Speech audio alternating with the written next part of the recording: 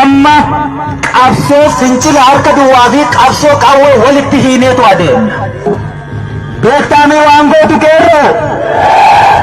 Ani oboo waanan godhun beeka. Ati qeerroonis waan gootu beeka. Waan goonu immoo waliin goonaa jechuudha. Waan barbaaddutu jira, ka qabsoof si baase immoo ka qirqiree si nyaatu gabrummaa sirra jira. Abbaan qeerroo gadi baasee fi ol galchu roorroo. Miti qeerroo? Roorroon sun hanga cabuu hin dandeenyetti eenyuyyuu sin dhaabu. Kanaaf hoggansi keenya kan kallattii nuu kennu, ka hiriira nu baasu, ka nu fincilchiisu gabrummaatu nurra jira.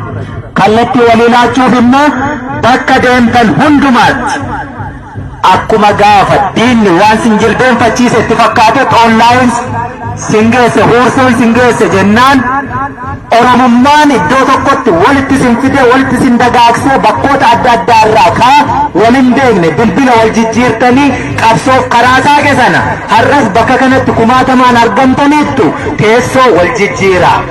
Akkamittiin wal qindeessinaa, akkamittiin injifannaa, akkamittiin bakka kamitti yoom wal yaamnaa isa jedhu mataa qabdaatti diidaa nama laaleen.